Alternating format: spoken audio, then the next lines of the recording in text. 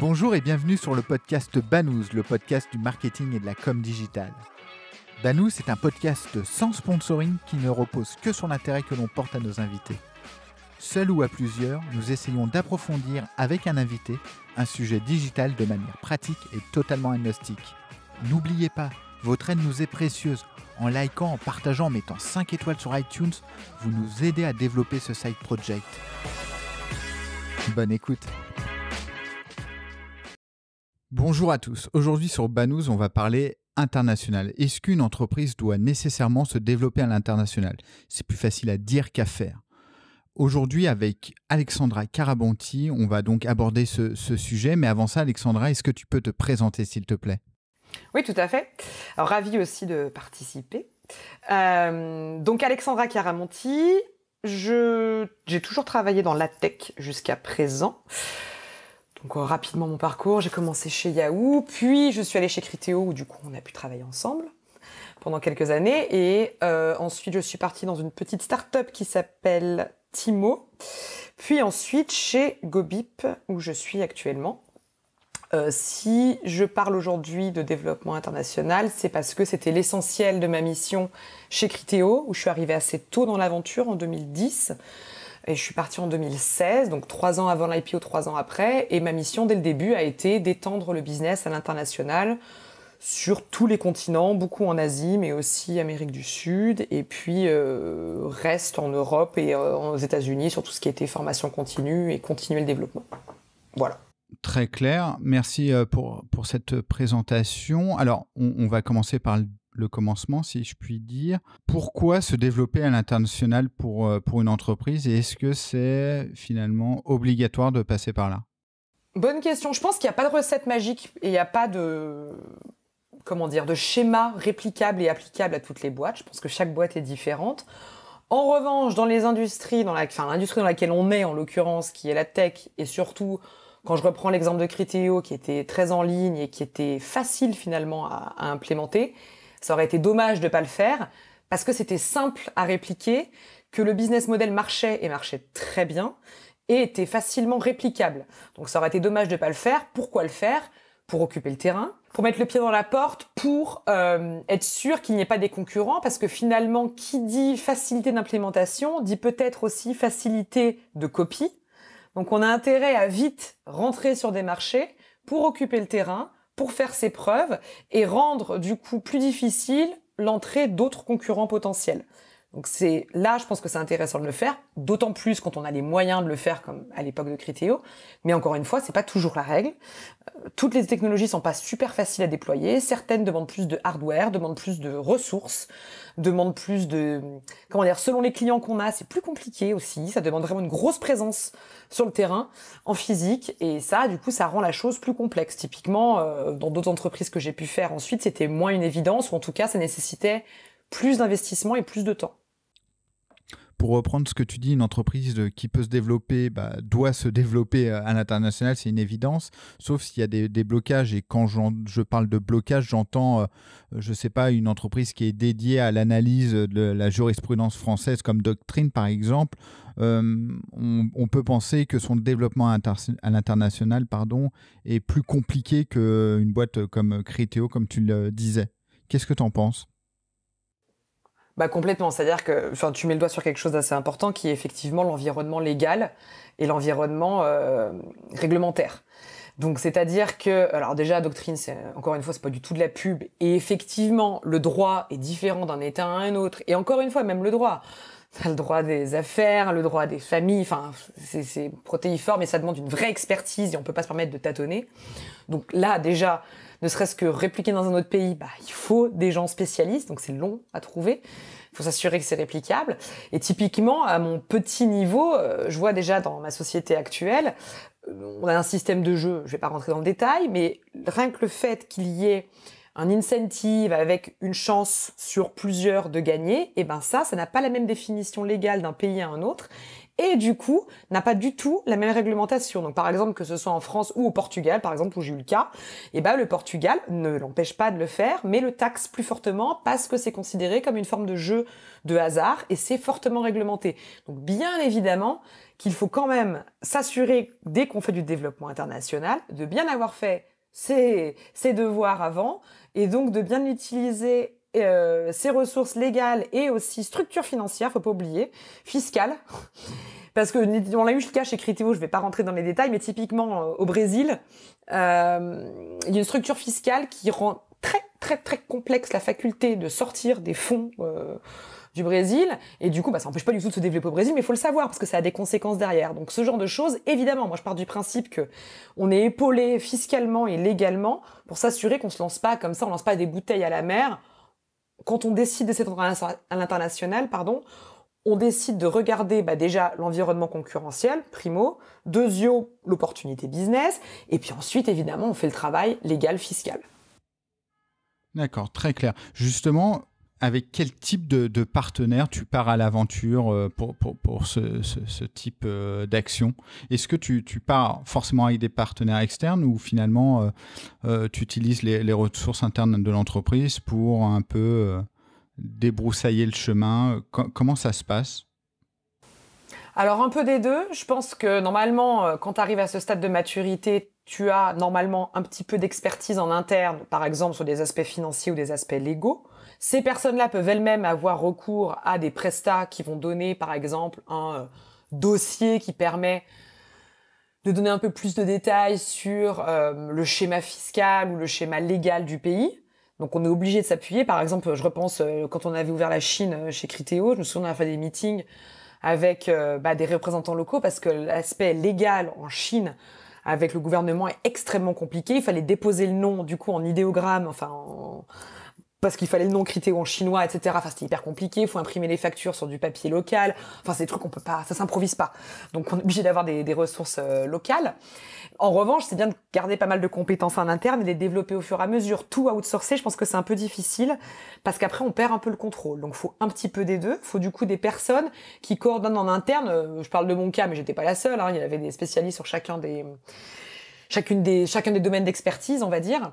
Et du coup, faut faire un petit peu des deux. Tout seul, c'est très compliqué. Personne n'est vraiment expert en tout. Et surtout, chaque pays a quand même des spécificités. Donc c'est débile de penser qu'on est au-dessus de tout et qu'on sait tout mieux que tout le monde, parce que c'est faux. En revanche, tout externaliser, c'est un peu dangereux aussi. On perd un peu le contrôle. Et surtout, parier sur le fait qu'on a des gens forcément experts en externe et forcément de bonne foi et de bonne volonté, c'est aussi illusoire. Faut trouver le savant mélange.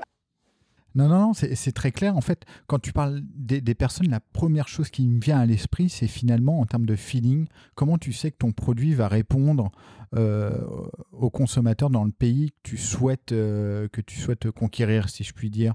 Comme, les gens étant différents d'un pays à un autre, d'un continent à un autre, comment tu t'effectues cette étude? Je pense que, je suis pas un G, moi, donc je suis plus dans le ressenti humain, mais il n'en demeure pas moins que t'as quand même, tu commences par des trucs très macro, et puis c'est la théorie de l'entonnoir, tu descends. Donc par exemple, tu commences par, aujourd'hui, le business, l'e-commerce s'étend dans tel pays, donc clairement gros potentiel. Ensuite, combien il y a d'acteurs? Qu'est-ce qu'ils font? La difficulté de pénétrer le marché. Est-ce que des acteurs similaires à moi aujourd'hui, mais peut-être sur un autre item, ont réussi à se développer? Est-ce qu'ils ont des difficultés ou pas? Ça donne déjà quand même des grandes indications sur ils ont des comportements d'achat, en tout cas, plus ou moins similaires à nous ou pas, et le paysage concurrentiel à nous ou pas. Après, t'as toujours des surprises, mais c'est pour ça, quand t'as déjà débroussaillé pas mal, tu commences à creuser. Ensuite, de toute façon, quand tu ouvres un pays, après, sincèrement, t'es obligé de t'appuyer au moins sur un expert local. Quand on a ouvert des pays, moi j'ai pas mal travaillé avec l'Asie notamment, je parle aucune langue asiatique, donc clairement c'est pas moi qui vais faire le truc toute seule.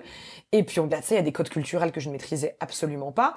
Donc t'es obligé de t'appuyer sur quelqu'un de local qui vient justement de cette industrie et qui peut te permettre d'être ton vrai interlocuteur, ton vrai partenaire, et qui dit non mais ça marche pas chez nous, ça tu peux pas le faire comme ça faut plutôt l'arranger différemment, etc. T'es obligé de t'appuyer sur quelqu'un d'expert en local, surtout pour des pays très différents. Je te dis ça parce que là je te parle par exemple de la Corée et du Japon. Espagne-Italie, on a suffisamment d'Espagnols et d'Italiens en France et tu peux le faire depuis la France et c'est facile de faire un aller-retour et on a des cultures plus proches. Mais quand tu pars sur des plus gros pays, déjà, il faut faire cet exercice-là. Et puis, en fait, t'apprends et des fois, tu te rates un peu, en tout cas, tu peux réajuster. Typiquement, là, je te parlais de la Corée. La Corée, c'est un pays qui a plus ou moins le PIB de la France, donc on pourrait penser que c'est assez similaire. C'est un pays qui est très consommateur, qui est très moderne aussi en façade, mais c'est un pays assez atypique dans notre business, parce que Google, c'est pas du tout gros là-bas, ils ont leurs acteurs locaux, Naver, c'est énorme, ils ont pas WhatsApp, ils ont Line, et ça cartonne, et ça marche vachement mieux. Moi, quand j'étais là-bas, Google Maps, ça marche pas, faut Naver Map. C'est débile, mais tant que tu es pas allé, tu le sais pas, et en fait, finalement, il y a quand même une difficulté, et il y a un écosystème qui est très dynamique et très performant, mais qui est très unique. Et du coup, c'est un peu plus compliqué que d'ouvrir, par exemple, le Japon. Et ça, tu le découvres un petit peu aussi. C'est l'expérience de la chose. Et donc, faut pas être trop présomptueux et penser que ça va être facile, quoi. Justement, tu parlais d'équipe sur place. Comment c'est quoi le jour 1 quand tu lances un pays? Qu'est-ce que tu fais finalement? Alors, je pense qu'il y a plusieurs approches qui dépendent aussi. J'en reviens un petit peu là-dessus parce que j'en ai parlé tout à l'heure. Ça dépend de quel pays. Encore une fois, si tu es par exemple en France, parce que c'est notre cas, et que tu veux ouvrir l'Espagne et l'Italie, c'est quand même vachement plus facile de le faire de manière simple. Et notamment, c'est ce qu'on avait fait chez Criteo, je pense que c'était la bonne approche pour l'Espagne et l'Italie. On avait d'abord des personnes basées à Paris, mais qui traitaient les marchés proches. Parce que du coup, ça sert à rien d'aller ouvrir une structure locale, parce que faut quand même déposer des statuts, etc., d'ouvrir un bureau qui va coûter cher tant que t'es pas sûr de commencer à avoir vraiment de l'attraction commerciale. Donc quand t'arrives à le faire comme ça, vaut mieux commencer comme ça. C'est la manière la plus safe et qui permet de quand même très bien fonctionner. Le pays est suffisamment proche aussi en termes de distance pour pouvoir le gérer à distance. En revanche, quand tu changes complètement de continent, c'est pas possible. Typiquement l'Asie, il faut un ad-serveur aussi local. Tu peux pas te permettre de d'ad-server depuis la France. Donc ce genre de choses. Et donc, pour répondre à ta question plus précisément, il n'y a pas d'approche parfaite. Soit déjà, tu commences à avoir une certaine notoriété parce que tu es une boîte qui a été bien financée, qui est un peu visible dans ton industrie, donc c'est pas exclu qu'on te sollicite. Nous, ça avait été notre cas à l'époque. Il y a pas mal de MD locaux qui étaient des personnes qui avaient contacté les fondateurs. Donc ça peut se faire comme ça, une opportunité. Ça, c'est coup de bol. Et puis effectivement, Criteo, c'était une très belle réussite. Tout le monde n'a pas la même trajectoire, hein. Mais voilà. Mais c'est ce que je souhaite à n'importe qui nous écoute. Mais donc ça peut arriver et ça c'est sympa. Et puis après tout bêtement des recruteurs parce qu'en fait très sincèrement quand tu as des recruteurs en interne ou même tu t'appuies sur un cabinet, cette personne-là va pouvoir avec son expertise locale identifier des profils de personnes qui sont déjà des MD par exemple de boîtes étrangères. Idéalement quelqu'un qui a même déjà bossé pour une boîte française, c'est pas mal parce qu'on sait qu'il arrive à s'adapter à la culture business par exemple. Et donc c'est plutôt ça. La chambre de commerce en local, etc., finalement, c'est plutôt cette personne-là que tu vas recruter, qui sera le MD local, qui va le faire, parce que lui ou elle aura cette connaissance du marché, cette connaissance du business, et ce sera à cette personne-là d'aller recruter les bonnes personnes, ou de le faire lui-même, elle-même, d'aller déposer les statuts, d'aller faire ce qu'il faut faire, d'aller déclarer l'activité, l'équivalent chez nous d'avoir un SIRET et compagnie. Comment toi, tu mesures le succès d'un déploiement ? Donc, est-ce que tu arrives à avoir une croissance relativement rapide, et notamment plus rapide que ton pays d'origine ? Parce que ton pays d'origine, il a dû prouver le business model, trouver sa clientèle, trouver son rythme de croisière. Si tu ouvres à l'étranger et que tu galères autant que sur ton pays d'origine, il y a un souci. Parce que normalement, tu as déjà essuyé les plâtres et tu as pu trouver quand même, tu sais faire tout ce qui est... objection handling, c'est le trouve en français. Tu peux déjà, tu connais un petit peu les écueils, tu connais un petit peu les objections et tu arrives à mieux les traiter. Donc, la réussite se veut déjà par une croissance beaucoup plus rapide que ce que tu as connu en France et que tu arrives rapidement au même rythme de croisière. En plus, qui dit nouveau marché dit normalement croissance forte. C'est pour ça que ça me permet de faire un pont, moi je reviendrai à ça, mais le côté partenaire, pour moi, il y a des partenaires externes, c'est-à-dire de prestats, légaux, fiscaux, mais surtout, je trouve qu'on arrive à réussir le développement international et je pense que ça, par contre, c'est un truc qui s'applique à tout le monde. Dans l'idéal, tu le fais avec des clients que tu as déjà. Donc, ton client, il est présent en France et il se trouve qu'il est aussi présent à droite, à gauche. Tu lui demandes s'il veut pas lancer une campagne avec toi, Corée, Japon, US, où tu veux, Espagne, Italie. Et là, tu lances. Et donc, direct, tu vois comment ça tourne. Ça te permet, avant même de se lancer dans un développement beaucoup plus large, ça te permet de voir est-ce qu'on a les mêmes taux de clics, est-ce qu'on a les mêmes taux de conversion, est-ce qu'on a les mêmes comportements en Corée, par exemple sur un Booking, je sais pas, Booking France, Booking Corée. Ça te permet déjà de faire un petit benchmark, et quand tu as 3-4 clients internationaux comme ça, tu vas un peu moins à l'aveugle. Tu as déjà une petite notion sur ton produit, comment ça se comporte. Ça, c'est hyper clé. C'est ce qu'on a fait chez Criteo, que ce soit côté advertiser comme côté publisher. Et c'était la clé du succès, je pense. Donc une fois que tu as fait ça, tu commences à avoir un peu de traction. Ça a un double bénéfice. Donc déjà, tu as du revenu. Donc ça te permet un peu moins de te lancer en partant dans le rouge. Tu commences un peu plus dans le vert. Et ça te permet aussi d'avoir déjà des noms à donner quand tu vas en clientèle. On le sait.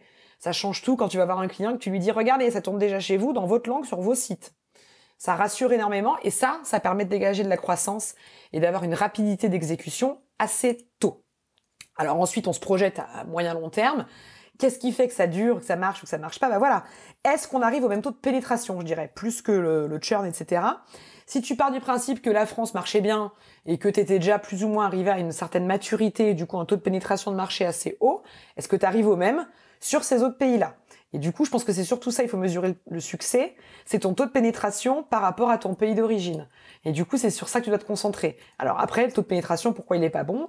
Et c'est là où tu rentres dans, est-ce que c'est le churn ou pas? Est-ce que c'est un sujet people? Est-ce que c'est un sujet environnement concurrentiel? Et là, tu creuses. Mais finalement, je pense que le bon benchmark à regarder, c'est le taux de pénétration du marché. Tu vois, tu as des marchés hyper matures qui marchaient bien aussi pour nous, enfin, je dis nous, pour Criteo, en termes de volume d'affaires, etc., mais qui étaient un peu en deçà de nos attentes par rapport à la taille du marché. Donc, je pense que c'est ça le bon benchmark à regarder, c'est vraiment le taux de pénétration. Et du coup, quand tu vois que tu n'arrives vraiment pas à creuser, bah, peut-être que c'est pas là où il faut s'éterniser et se concentrer sur d'autres pays. Des fois, tu as des surprises, hein, où tu pensais vraiment ramer, et finalement ça se développe vite. Comment toi, imaginons, on va prendre l'exemple de Criteo, comment tu arrives à garder une culture d'entreprise intacte quand tu te développes à l'international? Comment tu fais? Donc effectivement, du coup, je raconte un peu ma vie, mais moi, je m'occupais de l'équipe centrale. Et du coup, l'équipe centrale est une équipe qui n'appartient à aucune région. Donc chez Criteo, comme beaucoup de boîtes, on est organisé par région, donc Asie-Pacifique, Europe, Amérique au pluriel. Et du coup, nous, l'équipe centrale, on était à part, on ne remportait pas à ces équipes-là, et on avait une fonction qui était un petit peu d'harmoniser les best practices, d'harmoniser le déploiement produit, d'harmoniser le pitch commercial, mais aussi de recueillir les besoins locaux pour pouvoir les partager à tout ce qui était équipe produit et équipe R&D, de manière à ce qu'on s'assure que le produit continue à répondre aux besoins de tous les clients. Le produit restera toujours le même, Criteo, c'est Criteo, mais il fallait parfois quand même un petit peu ajuster à droite à gauche. Et du coup, notre job, nous, en équipe centrale, était d'un petit peu de s'assurer que quand on allait développer un truc, c'était pas juste pour les US, par exemple, mais justement, ah bah tiens, on m'a aussi parlé de ça au Japon. Si on développe cette feature-là, est-ce qu'elle répond pas à tous les besoins finalement, et pas juste celui des US ou juste celui du Japon? Donc c'était ça l'équipe centrale. Dans les grandes lignes, il y a plein d'autres trucs, on avait des comptes internationaux, etc. Mais voilà. Donc, est-ce que seulement une équipe centrale, tout aussi exceptionnelle qu'elle puisse être comme on l'était, est-ce que ça suffit ou pas? Ce serait naïf de ma part de dire que ça suffit. Non, ça suffit pas. En revanche, quand on commence à être très très gros, et on appelle ça comme on veut, c'est pas forcément une équipe centrale, je pense qu'il faut qu'il y ait quand même des personnes qui ne soient pas drivées uniquement par rentrer du chiffre, mais qu'il y ait une vraie volonté d'harmonisation. Sinon, tu te retrouves vite avec chaque pays qui vend son truc. Et en fait, le problème, c'est que chaque pays qui vend son truc, quand t'as qu'une équipe R&D, ça marche pas. Et 10 équipes R&D, ça marche pas, parce qu'il y a qu'un moteur, et que du coup, moi, j'entendais souvent ça, ouais, mais nous, c'est différent. Bah ouais, mais vous, c'est différent, mais Criteo, c'est pareil. Et à chaque fois, je leur sortais, j'adore cette anecdote, mais c'est vrai, ouais, j'ai pas réussi à le vendre, parce que tu comprends, nous, c'est pas le même marché. Je fais, bah attends, je t'arrête tout de suite. Toi, t'as un iPhone. Bah regarde, moi, j'ai le même. Il marche pareil, en France, aux US, au Japon. Donc, je vois pas pourquoi nous, on n'arrive pas à faire la même chose chez Criteo. Que tu le vendes différemment en termes de pitch, ok, mais le produit est le même. D'accord, un espèce de gardien du temple qui permet de rationaliser et de développer de manière rationnelle, je viens de me répéter, le produit. Qui permet d'harmoniser, de s'assurer qu'en fait tout le monde pitch bien la même chose et tout le monde aussi, il y a un truc de connaissances, partage de connaissances. S'assurer que quand l'équipe grossit énormément aussi, qu'il y ait quand même des points qui permettent de s'assurer que tout le monde comprend bien le produit et le vend bien, parce que si tu le vends mal, bah après ça marche pas non plus, tu gardes pas tes clients. Donc quand je dis équipe centrale, c'est important aussi, tu me demandais tout à l'heure d'expliquer ce que c'était. Une équipe centrale, ça n'appartient à aucune région, mais ça a une présence dans toutes les régions, justement, c'est ça la clé. Tu as une présence au headquarter, au siège, pour être en relation avec la R&D et tout le reste, mais c'est hyper important d'avoir des gens dans le marché au quotidien qui sont là pour être en soutien, pour aussi écouter ce qui se passe, pour être dans des rendez-vous clients, parce que sinon, bah, t'as vite fait de se déliter. Et c'est ça le danger. Donc, après, quel pouvoir tu donnes ou pas à ce genre d'organisation centrale, c'est un vaste sujet, j'ai pas la réponse. Je pense qu'il n'y a pas de bonne solution. Voilà, on essaye, on fait comme on peut, on ajuste. Mais je pense qu'au bout d'un moment, quand la boîte grossit, il faut au moins quelques initiatives de ce type-là. Sinon, t'as vite fait de te retrouver avec plein de boîtes dans la même boîte et ça marche plus au bout d'un moment, quoi. Ouais, très clair. Bah écoute, c'est passionnant. Je pense qu'on pourrait en parler assez longtemps parce qu'il y a plein de choses. Est-ce qu'on a oublié un point à évoquer qui serait intéressant pour nos auditeurs ou pas? Je regarde ma liste. Est-ce que toi, tu vois quelque chose? Alors moi, je dirais... Enfin, après, c'est aussi, je pense, personnel et chacun fait à sa manière. Je pense qu'il ne faut pas... c'est mon côté gestion limite en mère de famille ou de bon paysan. Il faut pas se laisser un peu trop bercer d'illusions par allez, je vais aller aux States. C'est un peu la mode de toutes les startups. Je lève de l'argent pour aller aux US. Et comme tu le disais tout à l'heure, on a vu plein d'exemples. Il faut pas être faut pas penser qu'on est toujours meilleur que les autres, parce que c'est faux, quoi. Et en fait, il y a des pays, notamment les US, notamment la Chine. Si Google n'a pas réussi en Chine, il y a une raison, quoi. Et donc, faut pas non plus être trop présomptueux, faut pas vouloir à l'étranger à tout prix. Je dis ça, moi j'ai adoré faire ça et je serais ravie de le refaire. Mais il faut pas le faire, pour dire, regardez, je suis de partout. Parce que c'est là où il y a beaucoup de boîtes qui se sont perdues et qui ont fini par casser leur business existant, par être trop gourmand, par vouloir dire je vais aller aux US, par exemple. Ça coûte une fortune, les US, faut le savoir. On parle des US et de la Chine, pour moi, c'est vraiment les deux different beasts. Il faut pas y aller à la légère en se disant je vais aller réussir aux US parce que c'est l'American Dream, parce que c'est là on risque de se casser un peu, je sais pas quoi, de se brûler les ailes. C'est là qu'on risque de se brûler les ailes parce que ça coûte très cher, que quand on est français, il faut être humble parce que quand on arrive aux US, vu des US, on est le tiers-monde. J'y ai vécu, je sais. Donc faut remettre l'église au milieu du village et en gros, personne ne nous attend. Il y a certainement des gens qui le font et qui le font bien. Et du coup, c'est très compliqué les US et ça coûte très très cher. Donc on a vite fait tout cramer les fonds qu'on a levés en se disant j'ai voulu réussir aux US. Donc je pense que je dirais ça comme conseil à quelqu'un qui veut s'étendre à l'étranger en général.